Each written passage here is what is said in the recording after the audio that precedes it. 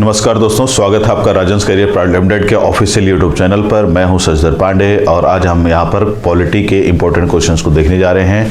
Last video में भी हमने देखा था और अब उसके आगे देखने जा रहे हैं। तो आइए देखते हैं फर्स्ट क्वेश्चन है, which of the following acts was described by Jawaharlal Nehru as charter of slavery. तो याद रखिएगा क्वेश्चन ये है कि ये यहाँ पर जो चार एक्ट दिए हुए हैं, इन चार एक्ट्स में से जवाहरलाल नेहरू ने किस एक्ट को चार्टर ऑफ स्लेवरी कहा है। तो चार ऑप्शन है, रेगुलेटिंग एक्ट 1773, सेकंड ऑप्शन है Pitt's India act 1784, third option है government of India act 1919 and fourth option है गवर्नमेंट ऑफ इंडिया एक्ट 1935। तो क्वेश्चन में ध्यान रखेंगे, क्वेश्चन है कि जवाहरलाल नेहरू ने किस एक्ट को चार्टर ऑफ स्लेवरी कहा है। तो याद रखना है कि जवाहरलाल नेहरू ने गवर्नमेंट ऑफ इंडिया एक्ट 1935 को चार्टर ऑफ स्लेवरी यानी कि गुलामी का चार्टर का नाम दिया है।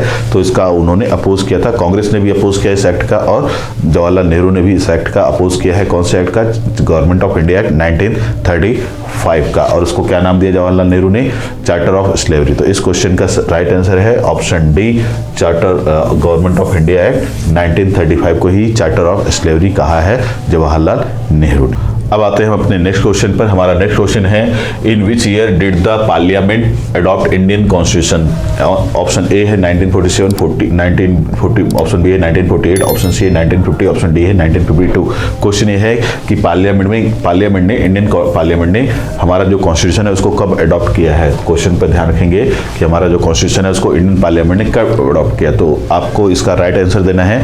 तो इंडियन पार्लियामेंट ने हमारे कॉन्स्टिट्यूशन को 1950 में अडॉप्ट किया है। 26 जनवरी 1950 को ही हमारा ये इंडियन कॉन्स्टिट्यूशन अडॉप्ट हुआ है। तो डेट भी याद रखना है आपको, 26 जनवरी 1950 जो है उसमें हमारे कॉन्स्टिट्यूशन को अडॉप्ट किया गया है। किसके थ्रू? पार्लियामेंट के थ्रू। तो ये इसका राइट आंसर है। तो यहाँ पर हम बात करें तो राइट आंसर क्या है हमारा? Option C 1950। और ये जो 26 जनवरी 1950 का जो डेट है, इसी दिन हम किस में कन्वर्ट हो गए? रिपब्लिक में। तो यही हमारा रिपब्लिक डे भी कहलाता है। तो क्वेश्चन को थोड़ा ध्यान रखना है कि इंडियन पार्लियामेंट ने इंडियन कॉन्स्टिट्यूशन को अडॉप्ट किया है कब। तो उसका ईयर है राइट आंसर है 1950। और डेट के साथ अगर हम ध्यान रखें तो उसका राइट आंसर है 26 जनवरी 1950। और इसी दिन से हम लोग क्या हो गए? रिपब्लिक हो गए हैं। तो ये सारी बातें आपको ध्यान में रखना चाहिए। बढ़ते हैं नेक्स्ट क्वेश्चन है, which was not a member of cabinet mission. तो यहाँ पर किसके बारे में क्वेश्चन किया गया है? तो ध्यान रखेंगे कैबिनेट मिशन के बारे में। कब बना था ये मिशन? तो 1946 में ये मिशन इंडिया आया था। और ये कैबिनेट मिशन जो आया था इंडिया किस एम के लिए आया था? तो इसका एम भी याद रखना है। इसका एम था कि इसी मिशन के कहने पर इंडिया में कॉन्स्टिट्यूएंट असेंबली का फॉर्मेशन किया गया था। तो 1946 से ब्रिटेन से एक मिशन इंडिया है जिसका नाम है कैबिनेट मिशन। और इसी मिशन की रिकमेंडेशन पर ही इंडिया में कॉन्स्टिट्यूएंट असेंबली का फॉर्मेशन किया गया। और ये कॉन्स्टिट्यूएंट असेंबली जो थी, इसी कॉन्स्टिट्यूएंट असेंबली ने इंडिया के लिए बाद में कॉन्स्टिट्यूशन बनाया है। तो याद रखना है। और ये जो कैबिनेट मिशन है, इसमें ब्रिटिश पार्लियामेंट की कैबिनेट के कुछ मिनिस्टर्स शामिल थे, इसलिए इसका नाम है कैबिनेट मिशन। अब क्योंकि ये जो मिशन था इसमें टोटल 3 मेंबर्स थे और यहाँ पर 4 ऑप्शन दिए गए हैं। तो आपको ये बताना है कि वो कौन सा पर्सन है जो कि इस कैबिनेट मिशन का मेंबर नहीं था। तो ऑप्शन ए है, देखिए, पैट्रिक लॉरेंस, ऑप्शन बी है स्टेफर्ड क्रिप्स, ऑप्शन सी है एवी अलेक्जेंडर और ऑप्शन डी है जॉन साइमन। तो याद रखेंगे कि जॉन साइमन इस मिशन के मेंबर नहीं थे, बाकी 3 इसके मेंबर हैं। कौन कौन? पैट्रिक लॉरेंस इसके मेंबर हैं, साथ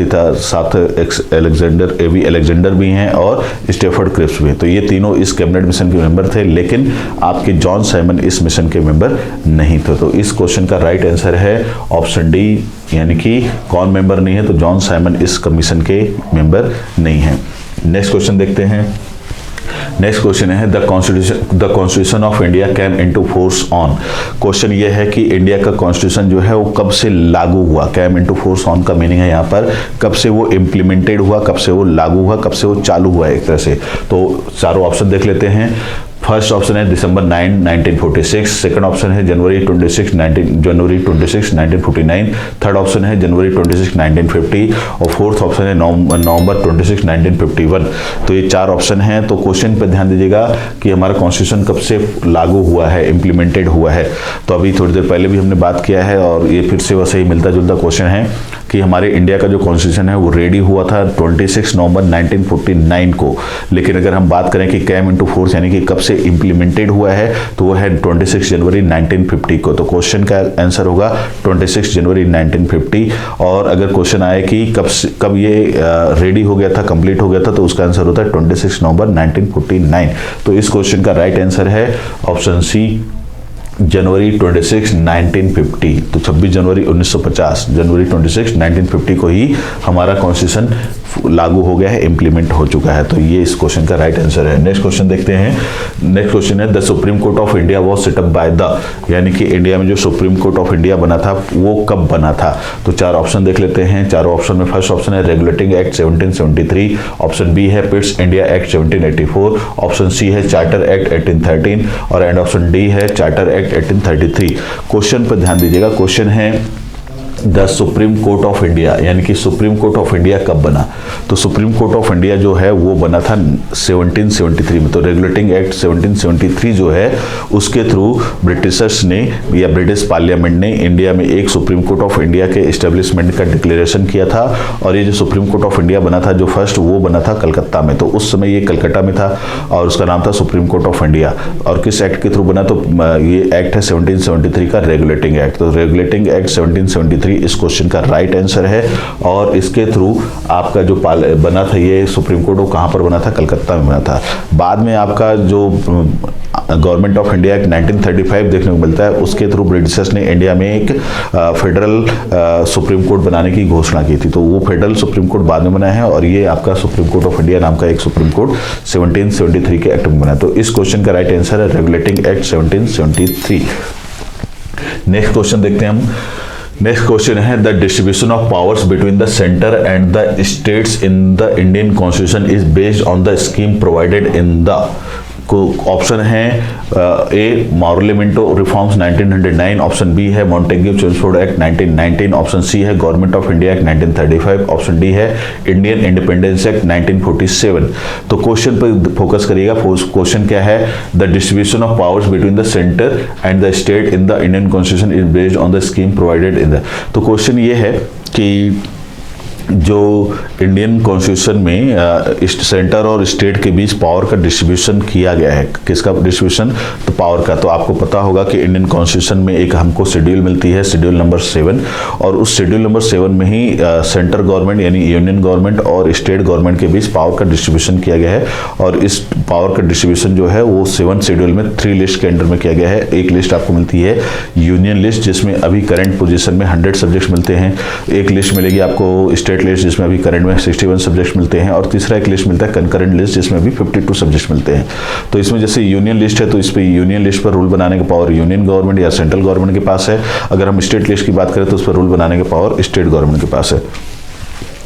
अब ये जो बात मैंने आपको बताई, इसी से रिलेटेड क्वेश्चन है कि ये जो कॉन्सेप्ट हमारे इंडियन कॉन्स्टिट्यूशन के 7 शेड्यूल में दिखाई देता है, ये कॉन्सेप्ट फर्स्ट कब इंट्रोड्यूस हुआ था, पहली बार कब दिखाई देता है। तो उसी से रिलेटेड क्वेश्चन है, या पहली बार ये आइडिया कब आया था उससे रिलेटेड क्वेश्चन है। चारों ऑप्शन हमने यहाँ पे देख लिए हैं। और अगर हम बात करें कि ये आइडिया ब्रिटिशर्स ने कब हमको, क्योंकि ये आइडिया जो हमारे कॉन्स्टिट्यूशन में है वो ब्रिटिशर्स के ही थ्रू दिया गया है, तो इस क्वेश्चन का राइट आंसर होगा गवर्नमेंट ऑफ इंडिया एक्ट 1935। तो गवर्नमेंट ऑफ इंडिया एक्ट 1935 जिसका कांग्रेस ने अपोज किया, उसमें बहुत सारे ऐसे फीचर्स थे जिसका बाद में इंडियन कॉन्स्टिट्यूशन में यूज किया गया है। और उसी में से ये फीचर भी है, मतलब उसी act government of India act 1935 के अंडर में ही ये फीचर था कि सेंटर और स्टेट के बीच पावर का डिस्ट्रीब्यूशन होना चाहिए, और वो आज हमारे इंडियन कॉन्स्टिट्यूशन में दिखाई देता है। तो इस क्वेश्चन का राइट आंसर है गवर्नमेंट ऑफ इंडिया एक्ट 1935। वहां से हमने ये सेंटर और स्टेट के बीच, यूनियन और स्टेट के बीच पावर का डिस्ट्रीब्यूशन का आइडिया लिया हुआ है। तो इस क्वेश्चन का राइट आंसर है option C, government of India act 1935। Next question है हमारा, the Indian independence bill received the royal assent on. तो ये जो हमारा इंडिपेंडेंस का जो एक्ट है जिसका नाम है इंडियन इंडिपेंडेंस एक्ट 1947, तो इंडियन इंडिपेंडेंस एक्ट 1947 जो है उसको ब्रिटिश पार्लियामेंट ने कब एक्सेप्ट किया है, इसी से रिलेटेड एक क्वेश्चन है। और उसके थ्रू ही आपको पता है कि इंडिया में मतलब इस वो जो एक्ट है इंडियन इंडिपेंडेंस एक्ट 1947, इसके थ्रू ही ब्रिटिशर्स ने इंडिया एंड पाकिस्तान नाम के 2 डोमिनियन स्टेट बनाने का डिक्लेरेशन किया था। तो क्वेश्चन यह है कि ये Indian independence bill British parliament से कब पास हुआ है। तो 4 ऑप्शन देख लेते हैं। फर्स्ट ऑप्शन है जुलाई 18 1947, सेकंड ऑप्शन है जुलाई 19 1947, थर्ड ऑप्शन है जुलाई 20 1947 और फोर्थ ऑप्शन है जुलाई 21 1947। तो याद रखेंगे ब्रिटिश पार्लियामेंट ने इस एक्ट को, इंडियन इंडिपेंडेंस एक्ट 1947 को एक्सेप्ट किया था 18 जुलाई 1947 को। ये डेट याद रखना है 18 जुलाई और ईयर वही है 1947। तो इस क्वेश्चन का राइट आंसर है option A July 18 1947। Next question देखते हैं हम लोग। नेक्स्ट क्वेश्चन है हमारा, who was the chairman of the union power committee of constitution assembly of India. Option A is Sardar Vallabh Bhai Patel, option B is doctor B R. Ambedkar, option C is sir Alladi Krishna Swami Ayyar and option D is Pandit Jawaharlal Nehru. Question ये है कि आपको पता होगा कि जब Indian constitution की making हो रही थी, यानी कि जब उसको बनाया जा रहा था, तो इस कॉन्स्टिट्यूशन वो जो कॉन्स्टिट्यूएंट असेंबली थी जिसके टोटल 389 मेंबर्स दिखते हैं आपको, तो इन सभी को अलग अलग कमिटीज़ में डिवाइड कर दिया गया था। तो इंडियन कॉन्स्टिट्यूशन को बनाने के लिए मेंबर्स को अलग अलग कमिटीज़ में डिवाइड किया गया था। उनमें से ही एक कमेटी का नाम है यहाँ पर दिया गया है और उसका नाम है यूनियन पावर कमेटी। तो याद रखेंगे क्वेश्चन में किसके बारे में पूछा गया है, यूनियन पावर कमेटी के बारे में पूछा गया है। और जो भी कमेटी बनती थी इसमें 8 10 12 लोग होते थे और उसका एक कोई चेयरमैन होता था। तो यूनियन पावर कमेटी का चेयरमैन कौन था, हेड कौन था, उसी से रिलेटेड एक क्वेश्चन है। हु वाज द चेयरमैन, ध्यान दीजिएगा, who was the chairman of union power committee, तो उसी से रिलेटेड क्वेश्चन है। और याद रखेंगे कि यूनियन पावर कमेटी का जो प्रेसिडेंट हमको दिखाई देता है कॉन्स्टिट्यूएंट असेंबली में, वो है पंडित जवाहरलाल नेहरू। तो इस क्वेश्चन का राइट आंसर है पंडित जवाहरलाल नेहरू। तो यहां पर ऑप्शन डी पंडित जवाहरलाल नेहरू ही इस क्वेश्चन का राइट आंसर है। नेक्स्ट क्वेश्चन देखते हैं हम। नेक्स्ट क्वेश्चन है, what was the basis for constituting the constituent assembly of India. तो क्वेश्चन पर ध्यान दीजिएगा कि वो बेसिस क्या है जिसके बेस पर कॉन्स्टिट्यूएंट असेंबली का फॉर्मेशन किया गया था।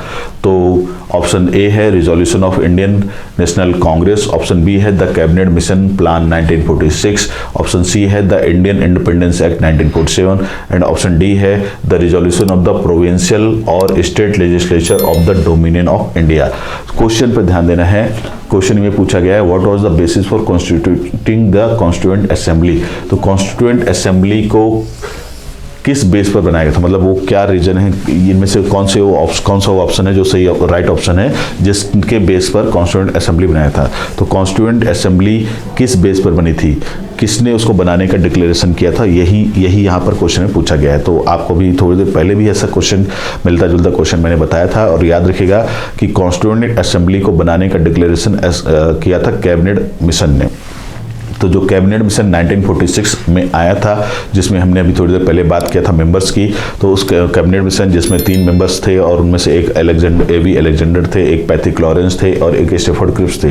तो ये जो 3 मेंबर्स की जो कमेटी थी उसी का नाम है कैबिनेट मिशन, और उसी कैबिनेट मिशन ने ही इंडिया में कॉन्स्टिट्यूशन बनाने के लिए एक कॉन्स्टिट्यूएंट असेंबली बनाने का डिक्लेरेशन किया था। तो वही यहाँ पर पूछा गया है कि कॉन्स्टिट्यूएंट असेंबली को बनाने की घोषणा या डिक्लेरेशन किसने किया। तो इस क्वेश्चन का राइट आंसर है कैबिनेट मिशन 1946 ने। ठीक है, तो यहाँ पर ध्यान रखेंगे कि द कैबिनेट मिशन प्लान 1946 जो है वो इस क्वेश्चन का राइट आंसर होगा। इसी मिशन के डिक्लेरेशन के बेस पर ही क्या बना था, कॉन्स्टिट्यूएंट असेंबली बनी थी, और इसी कॉन्स्टिट्यूएंट असेंबली ने ही बाद में इंडिया का कॉन्स्टिट्यूशन बनाया था। तो ये इस क्वेश्चन का राइट आंसर क्या है, ऑप्शन बी। तो अभी ये जो हमने यहाँ पर क्वेश्चन देखे हैं वो सभी बड़े ही इंपॉर्टेंट क्वेश्चन हैं और अक्सर ये आते ही रहते हैं, रिपीट होते रहते हैं, तो ध्यान रखना है इन क्वेश्चंस को। तो आज के इस वीडियो में केवल इतना ही, मिलते हैं अपने अगले वीडियो में, तब तक के लिए धन्यवाद।